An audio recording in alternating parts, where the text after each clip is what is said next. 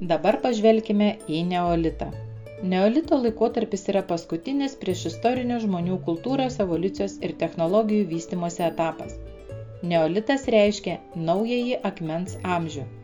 Tai prasidėjo, kai kurios žmonių grupės visiškai atsisakė klajoklių, medžiotojų rinkėjų gyvenimo būdo ir pradėjo ūkininkauti. Tai buvo vadinamoji neolito revoliucija.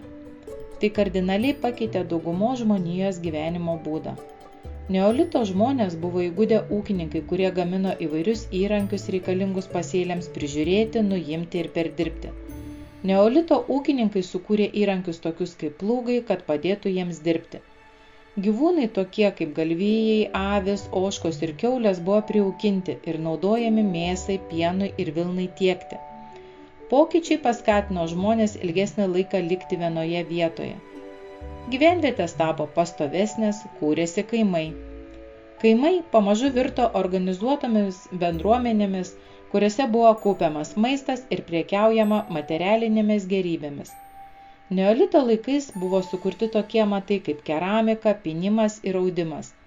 Ratų išradimas taip pat nuostabiausias to meto įvykis.